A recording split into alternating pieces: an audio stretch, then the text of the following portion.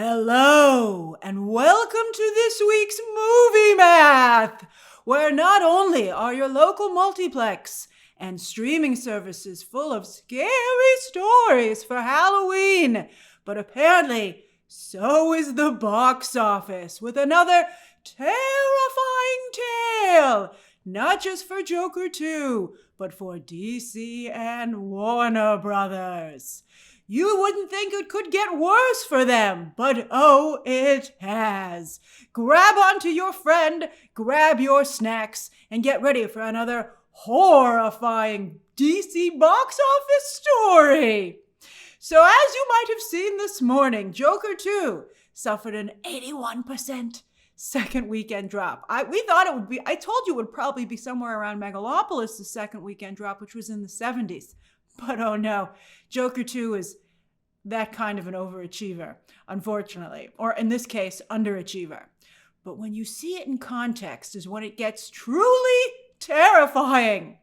So it's the worst second weekend drop ever for comic book movies, which is what a lot of people are reporting. But it's also pretty much tied with Gigli as the worst second weekend drop for any major film in the history of Hollywood. It doesn't get worse than this. Wow. Gigli was another epic Hollywood disaster. Let's go down memory lane. It took Ben Affleck 7 years to recover. 2003 was a tough year for him. Daredevil came out that year as well. And the way he finally dug himself out was, writing and directing his own movies. Kind of the way he put himself on the map in the first place, right? With Matt Damon. But that, of course, really helped him for a while. Jennifer Lopez had rom-com hit Monster-in-Law just 2 years later. But in many ways, when you look at her resume, she has never fully recovered as an actress from Gigli. Hustlers helped a little, but maybe, it didn't go far as people thought it would for her. Maybe because it's still, Gigli was still there. And The Mother was a hit on Netflix, but she couldn't repeat that with Atlas. Gigli writer-director Martin Brest never made another movie. Woo! It is pretty terrifying. But what about Todd Phillips? Will Todd Phillips work again? He doesn't have to. He got paid $20 million to inflict tremendous damage on the DC franchise. That's shocking to me. That's a great story for creatives and a horrifying story for everybody else. This is why, as we've been discussing with the Joker situation, Joker 2, that I feel very strongly that talent should be paid largely with back-end participation to ensure that they deliver. Now, would Todd Phillips have been less experimental if he knew his paycheck was tied to performance? Some of you would say that was a good thing, that he would be less experimental, and some of you would say it was bad, right? Although I don't think that Todd Phillips experimented in good faith. It was really an FU to everybody out there. The studio, fans, the characters, his own actors. He got paid $20 million and gave everybody the middle finger. That's amazing. Even if you'd given him less up front, he'd still maybe walk away with $10 million. That's why studio executives are also crucial to protecting the franchises that studios own. They look after the best interests of the studio. And that's why Hollywood as well is a system of checks and balances when it's working the way it's supposed to, because you're creating art that is also a product. And as we've discussed many times here on this channel, a work of art, right, needs just one person to see its value, the buyer. High art, stuff like that. But Hollywood is a mass market business, and not a lot of people are seeing value in Joker 2.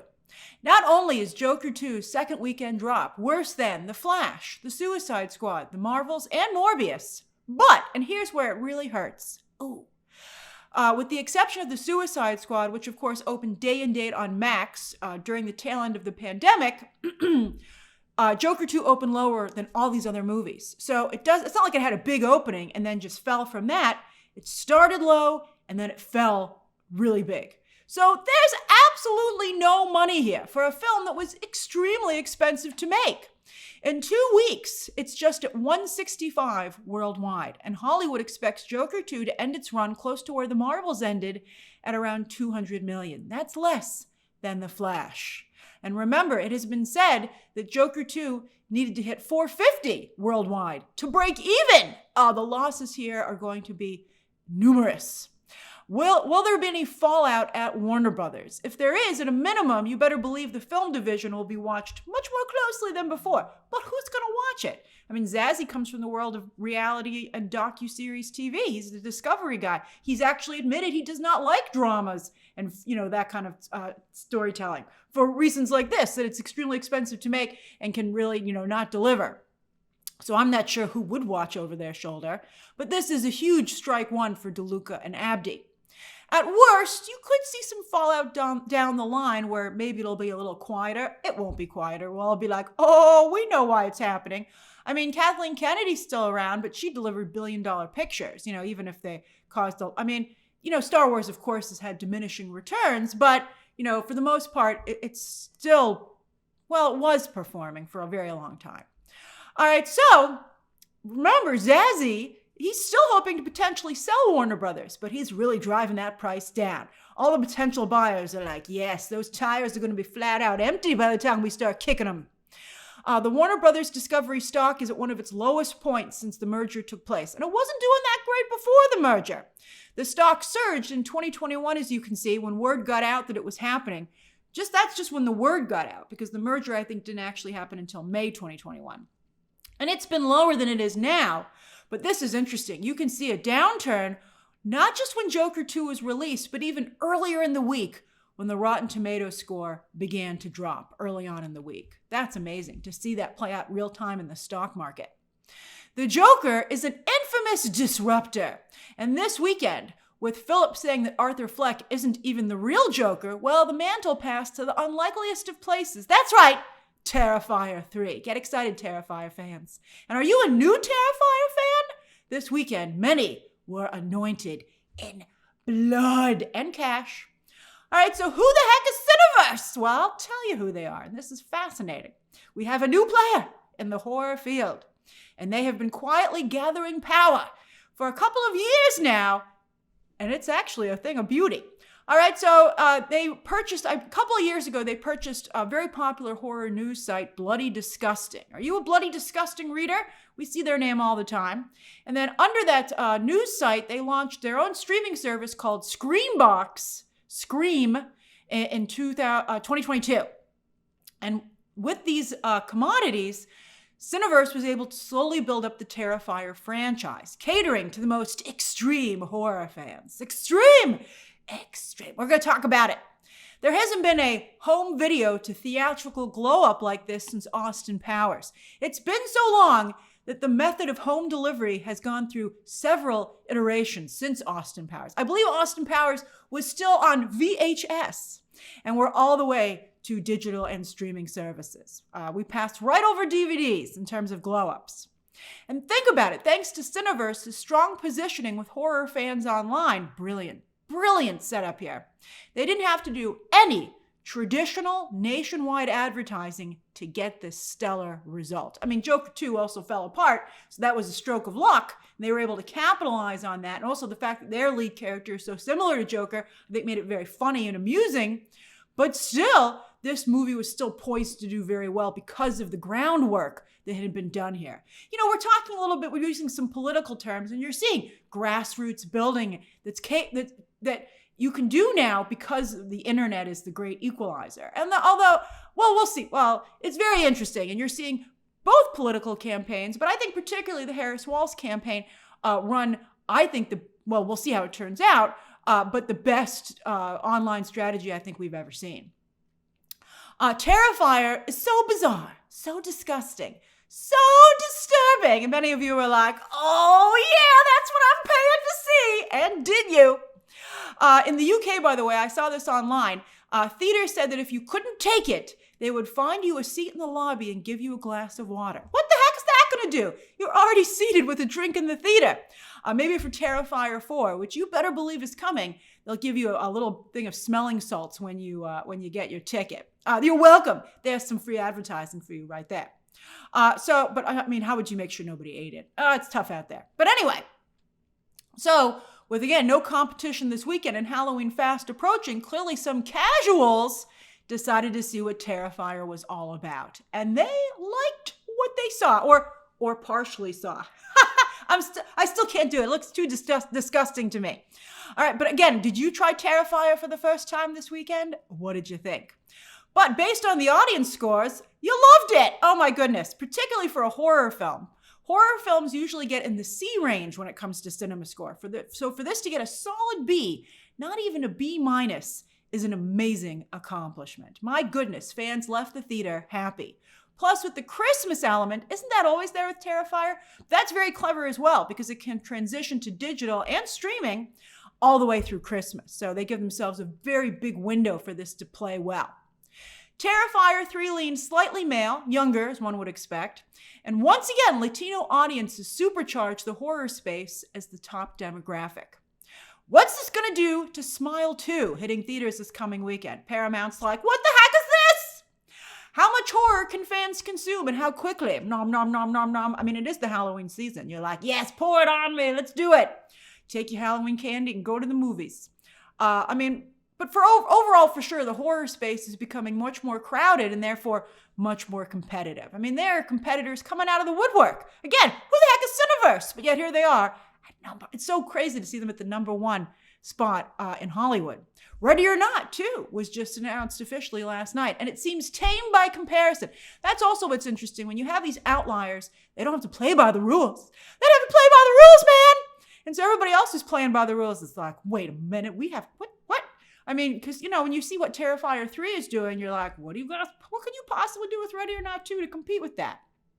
Horror will always be around because it's so cheap to make and therefore always incredibly profitable. However, many horror aficionados, are you one? What are your thoughts? See the 1980s as the peak of horror films in mainstream filmmaking. There have been, the horror films, it's a genre that is rich and vast in its history. But I think that in terms of the mainstream space, the 80s were peak. But I think we're definitely experiencing a new renaissance. How long can it go? But speaking of disruptors and outside places, Five Nights at Freddy's. This reminds me of an adult version of Five Nights at Freddy's. That, of course, was rated PG-13 and therefore had a broader appeal and opened bigger. But Terrifier 3 has the cool in-the-know factor, right? You're like, nobody knows about this. This is the new hot thing. Let's go check it out. So I think that helps. It feels like a challenge because everyone says it's so disgusting and disturbing. Can you take it? And a party. Post-Track, which also surveys audiences, discovered that moviegoers under 25 went to this movie in groups, like you would go to a haunted house. Once again, proving that studios need to start thinking outside the box to make audiences feel their film is worth seeing in theaters. On that note, several new releases and/or expansions just couldn't convince moviegoers this weekend that they were worth a trip to the multiplex. Not that audiences won't eventually watch these movies. These are, for the most part, excellent cinema scores. But I have an overall thought, and then I have a thought for each movie. So overall, I think this once again is a theater quality issue, with the big screens going to the bigger movies. So these films, even though they're brand spanking new, they're playing on the smallest screen in the house, which at this point is equivalent to most people's home setup. So why on earth would you pay for this experience? And it's such a small movie, it's going to be on digital or streaming very soon. I think that really is the issue there. Then with Piece by Piece, I think it was very bold and clever for Pharrell Williams to tell his story with Legos. I thought it was a great idea. It ended up not being a good idea. This is experimentation I think is great. But I think now we have to learn from it. I think that perhaps it ended up seeming too educational for younger viewers and then too kiddie for music fans. I mean, also, it's something you could easily turn on at home. As for Saturday Night, it's a movie about a TV show that people watch at home and on smaller screens on the go. So that's how you would probably watch a movie about that, right? I think Saturday Night will do. I mean, of these movies, I'd be curious because, are you planning to see them eventually and you just don't think they're theatrical, worth a trip to the multiplex, or do you think you'll never watch them? Although, of course, there's always best intentions. There's so much stuff these days that you might intend to watch these films down the line, but you might also never get to it. Wait till you see how much stuff is coming out this week. It's ridiculous. All right, so then further with Saturday Night, while it has solid word of mouth, nobody's saying it's a spectacular film. I mean, you got to be interested in the behind the scenes. That's another thing. People don't, just like nobody watches The Offer. This is another behind the scenes, how the sausage is made kind of, piece of entertainment, those tend to not have a very large audience. As for The Apprentice, well, let's think about this one. Anyone who wants to see Trump's origin story does not want to see it in a negative light. And for those who do want to see it in a negative light, they don't want to sit through Trump's origin story. So who is this movie for? The answer, as you can see, nobody. Also, the film just doesn't seem to be particularly good, with no new insight. It really just seems to be a calling card for actors Sebastian Stan and Jeremy Strong. How many bios can Sebastian Stan do? I liked him in Pam and Tommy, though, quite a bit. But at the same time, not only does it add nothing new to the conversation, about the person it's profiling, it doesn't even add anything new to the conversation about these actors. We've seen them play these kind of roles before. It's just more of the same. I think that's probably a problem with that film. As for the rest of the top 10, The Wild Robot enjoyed yet another very strong hold in just its third weekend, with DreamWorks just announcing a sequel. They still have strong competition for that Oscar, that animation Oscar, but they're going for it. They're going. However, this is also interesting. It's rumored that the movie will be hitting digital this Tuesday.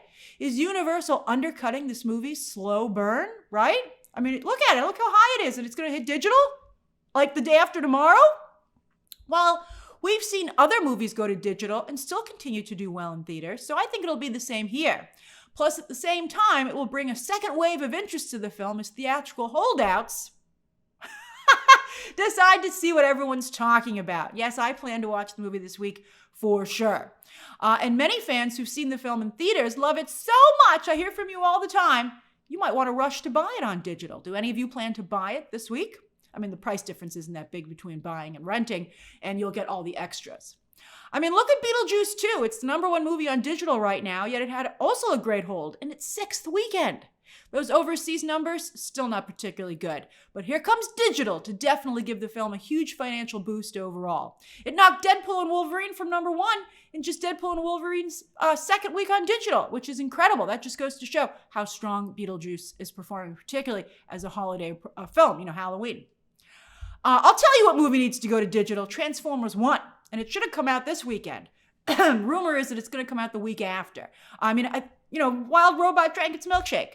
They can't be released on digital at the same time. That would be ridiculous. So Transformers 1 is coming out a week from Tuesday. Very good film. It's different. You have to be into Transformers or maybe want to be into Transformers to enjoy Transformers 1. But I liked that movie a lot, especially the last act, last third. The first 2/3 are a little kiddie, so don't turn it on and be like, what are you talking about? You'll see. Although, again, you have to sit through the first 2/3 of the movie to get to the really good, strong... unless you're a Transformers fan, then you'll love the whole thing. Surprisingly, though, My Hero Academia had one of its lowest North American openings for the franchise yet. Well, people sure love The Nightmare Before Christmas. Whew, back in theaters for the holidays. It's so popular. They not only have it back in theaters where you can see it did pretty good, but, there's so many things both happening at the theme parks and all over the place. The New York Botanical Gardens this year has the Nightmare Before Christmas walkthrough. So, you know what I have to say to this? Where's the sequel, Bob? Oh, my goodness. After the success of Beetlejuice 2 and Hocus Pocus 2, one, straight to streaming, one to theaters. But I'm telling you, what's in the middle here? The Nightmare Before Christmas. But here's a question for you. Do you do a stop-motion sequel or a live-action adaptation? Oh, I know some of you just threw up in your mouth a little bit, but if you're a studio executive, if you think from that perspective, you're like, oh, maybe. Think about all the engagement. Who would I cast? Who would you cast as Jack, Sally, Oogie Boogie, and more? To see This Is Halloween, maybe with the full wedding cake treatment that we've seen for Disney live-action adaptations. You say you're disgusted, but I think you might pay attention to it. I would explore it, to be honest with you. I'm curious what your thoughts are on it. So while some of you lament the death of cinema, let's head over to streaming, which helped kill it. For early September, next week, we get the Agatha and Penguin numbers. Oh, I'm excited and nervous. This week, though, The Perfect Couple and Rebel Ridge are still going strong at the top of the pack. And again, you can see why Aaron Pierre landed that Jon Stewart role. But it's never easy for anything in DC. I think people had a mixed reaction to it. But maybe that's just, you could say, just like that's Chinatown, that's social media. But social media is extremely influential. Rings of Power in week 3, losing a little steam. Isn't that interesting? Dipping under 1 billion minutes. This might be why Amazon keeps talking about maybe doing season 3, but has yet to actually greenlight it. We see you, Amazon. We see what you're doing. You know, they're like, do you want season 3? We're so close to greenlighting it. Watch it. Very interesting. Meanwhile, again, Emily in Paris has been renewed, and it's back on the overall chart with part 2 of season 4. And that's better than Only Murders in the Building, which still can't get on the overall chart and is still stuck in the middle of the originals chart. And the bottom fell out for Chaos, which is why it was just canceled. With movies, once again, this chart is not particularly exciting beyond Rebel Ridge's success. Although, what happened to the Disney Plus All-Star movies, streaming movies like Moana, right? I mean, Moana was number 10 last week, but not a single Disney Plus movie on here this week. And look how low the bar is for the movies chart. But I'm sure, with Moana 2, it'll raise everything. So it can't come fast enough. With Netflix's charts for just last week, here you can see that Rebel Ridge has started to fall a little bit. It's still at number 4, but it was like 1 or 2 for the past couple of weeks.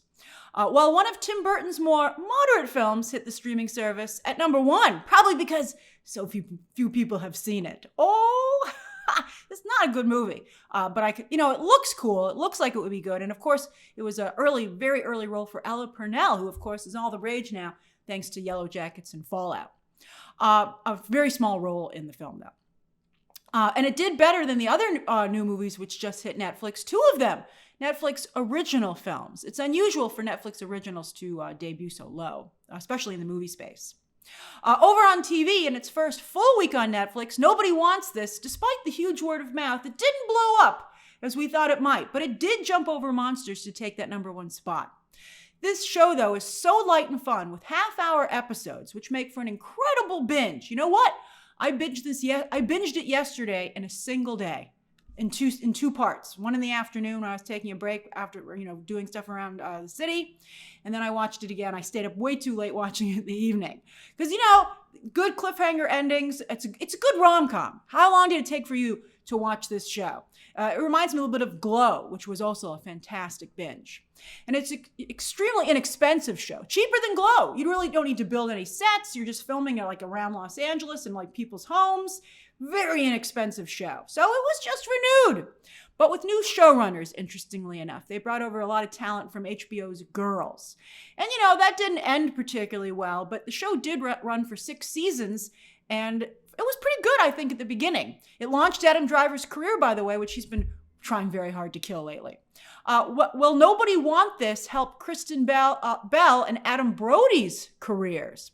Belle, of course, is the voice of Frozen's Anna. She has a lot of fans from her earlier days, Veronica Mars, right? But her live-action career has stalled as of late. This is great on its own, but this could lead to other additional work. Same for Brody, a huge fan favorite on the OC, but he never was able to make his career really go anywhere after that. Fun fact, by the way, Adam Brody is married to Gossip Girl's Leighton Meester. Maybe they should pitch a show for each other.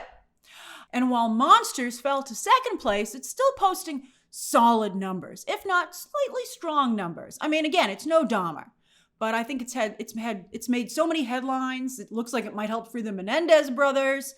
It has a very, very big pop culture footprint. So you can see why they're doing another season. That Ed Gein, though, that could be another Dahmer because it's just such a disturbing story, which a lot of people actually don't know. What is it, the 1950s? Ed Gein is partially inspiration for not only Psycho. Alfred Hitchcock thought Ed Gein was too intense, so he watered it down significantly. But then I think it went on to inspire Texas Chainsaw Massacre. Whew.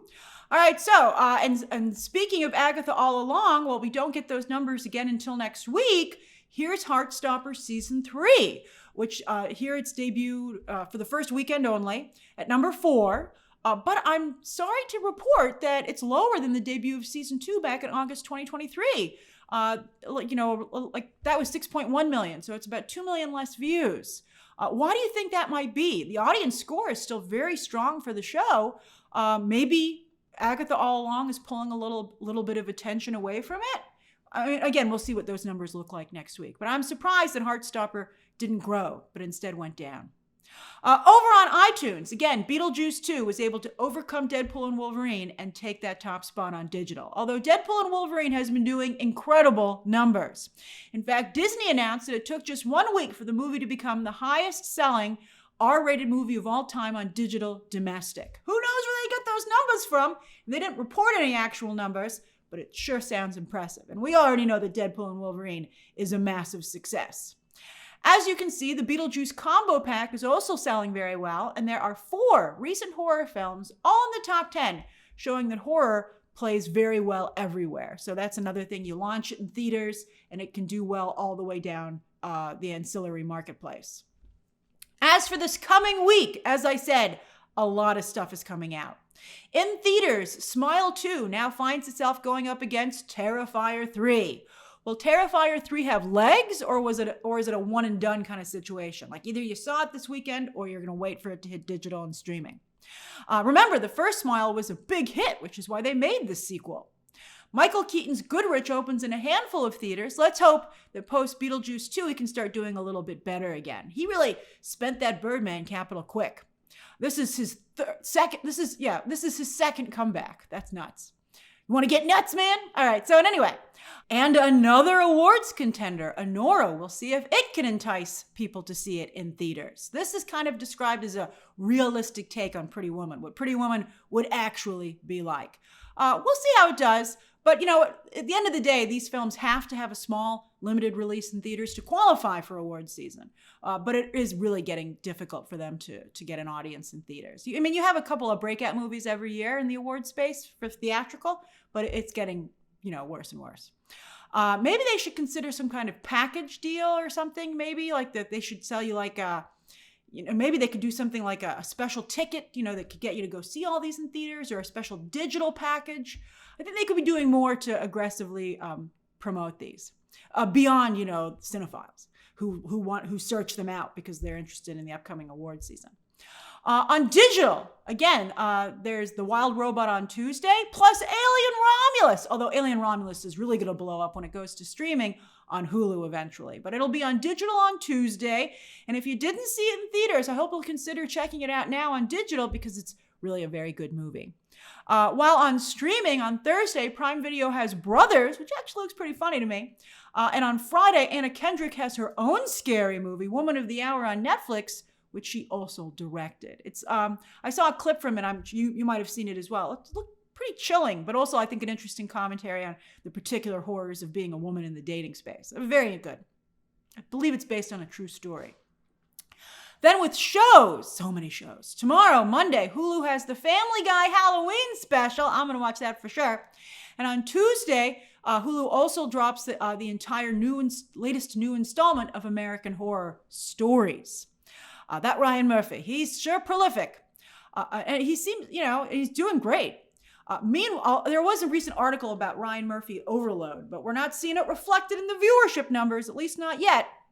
Meanwhile, also on Tuesday, Peacock has docuseries Anatomy of Lies about the scandal surrounding Grey's Anatomy writer Elizabeth Finch. And Paramount Plus has season 5 of FBI True, also a docuseries. On Wednesday, Shrinking is back on Apple TV with starting season 2. And as many of you saw, it was just announced that later this month you can add Apple TV to your Prime Video subscription for just $10. The only thing is that it's only $10 to subscribe to Apple TV on its own. So how is there not a discount involved in this? What would inspire? That seems ridiculous to me, that there isn't some kind of a discount to get it through Prime Video to encourage you. If you're not willing to pay $10 for Apple TV now, why would you pay an additional $10 is it help to have it in the interface? That did help Hulu a lot being in the Disney Plus interface. That's interesting. Are any of you considering that deal? I think it should have at least been like $1 or $2 cheaper. It is only $9.99. It's one of the cheaper streaming services, which is nuts because the content on it is so good. All right, speaking of Prime Video, they launch Are You Smarter Than a Celebrity? Which celebrity? Hosted by Travis Kelce on Wednesday, while on Thursday, Prime Video debuts The Pradeeps of Pittsburgh. Go Pittsburgh! I have family from Pittsburgh. And Netflix has another season of The Lincoln Lawyer, very popular show for them. Well, on Friday, yes, there's more. There's Hysteria on Peacock, Rivals on Hulu. Is that Mr. David Tennant? It is. Shark Tank is back without Mark Cuban. What? Daniel Lubetsky is now a full-time shark taking his place. I wonder if that will affect the ratings. Mark Cuban, I think, did a lot for that show. He quit and then didn't seem to do anything. You know, some people thought he might run for president. It's an interesting situation. All right, so anyway, and HBO debuts its all-star comedy anthology series based on actual true stories with the actual people in them, I think, doing interviews with like all-star reenactments, basically, called It's Florida Man. It actually looks somewhat interesting. That might actually, I think, do pretty well. We'll see.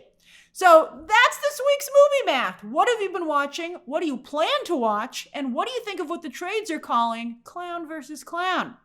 Share your thoughts down below, subscribe today, and of course, as always, you can check out some more videos right now.